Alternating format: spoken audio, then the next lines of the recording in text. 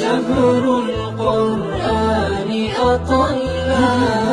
السلام عليكم ورحمة الله وبركاته. الحمد لله رب العالمين، والصلاة والسلام على المبعوث رحمة للعالمين. أما بعد، أيها الأحبة الفضلاء، مرحبا بكم من جديد. Karibuni tena kwa mara nyingine katika tarehe 17 ndani ya mwezi mtukufu wa Ramadhani, na katika halaka ya 17 ndani ya barnamiji yetu tulioipatia kwa jina la asbabu nuzuli li baadhi alayat, sababu ya kuteremshwa kwa baadhi za ayat. Msikilizaji mtukufu wa Kiislamu, mazilna wa iyyakum maa surati an-Nasr, bado tunaendelea kuizungumzia surati an-Nasr, sura ambayo kwamba iliyoteremshwa mwisho kabisa, kama namna yanavyothibitisha juu ya hilo mapokezi haya yaliyohifadhiwa kwa al-Imam an-Nasai kutokana na hadithi ya Ubaidillah ibn Abdullah ibn Utbah qala li ibn Abbas ya ibn Utbah ata'lamu akhir surati min al-Qur'an nazalat? qultu na'am idha jaa nasrullahi wal fath qala sadaqt. Mapokezi yamehifadhiwa kwa al-Imam an-Nasai rahmatullahi alayhi kutokana na hadithi ya Ubaidillah ibn Abdullah ibn Utbah asema, aliniambia mimi Abdullah ibn Abbas ya ibn Utbah, ewe mtoto wa Utbah, je, unaijua ni sura gani ya mwisho kuteremshwa katika Qur'ani?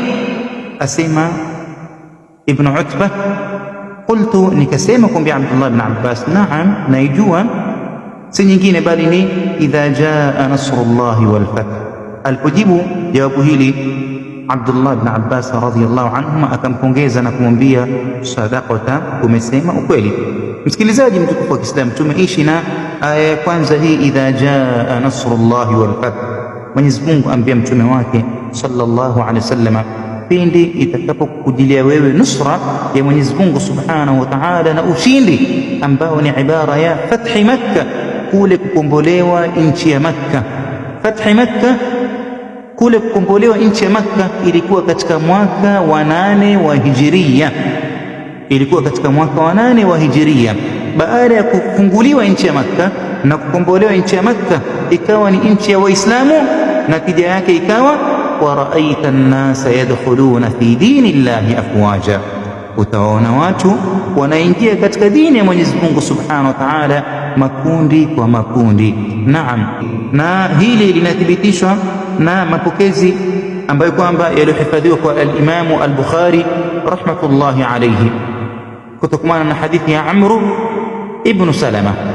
Asema Amr ibn Salama asumulia akisema, lamma kana al-fathu badara kullu qaumin biislamihim ila rasulillahi sallallahu alayhi wasallam wa kanat al-ahya'u tatalawwamu biislamiha fath Makkah yaquluna da'uhu wa qaumahu fa in dhahara alayhim fahuwa nabiyyun. Al-hadith.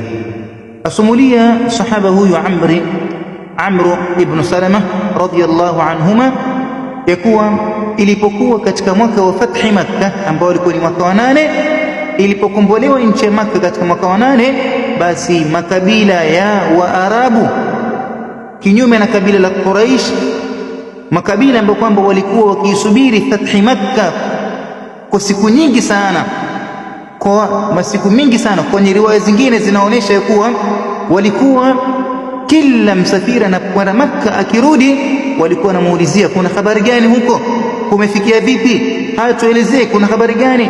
Wanaelezewa kwamba kule kuna jamaa amezukia, anadai kwamba ni mtume, anadai kwamba anateremshwa Qur'ani, anadai kadha wa kadha.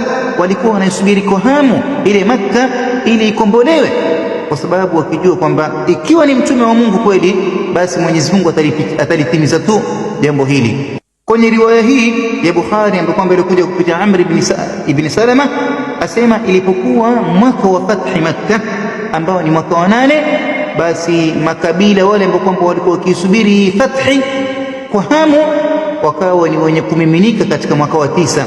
Fathi Makkah ilikuwa ni mwaka wa 8, mwaka wa 9 ndiyo mwaka ambao kwamba uliokusudiwa na neno la Mwenyezi Mungu, wa raaita an-nasa yadkhuluna fi dinillahi afwaja, utawaona watu wanaingia katika dini ya Mwenyezi Mungu makundi kwa makundi. Yale makabila ambayo kwamba walikuwa wakisubiri Makka kwa hamu, wanasubiri Makka islimu, Makka iwe ni jiji la Islamu. Ilipokuwa Makka imekuwa ni jiji la Kiislamu, yakawa ni yenye kumiminika kuenda kwa Mtume sallallahu alaihi wasallam kuenda kutangaza Uislamu. Walikuwa wakisema kwamba da'uhu wa qauma, muacheni huyu bwana, msiende kwake kwa sasa hivi. Ikiwa ni mtume kweli wa kikweli, basi Mwenyezi Mungu Subhanahu wa Ta'ala atamnusuru tu. Ikiwa ni mtume wa Mungu kweli, Mwenyezi Mungu hatomwacha.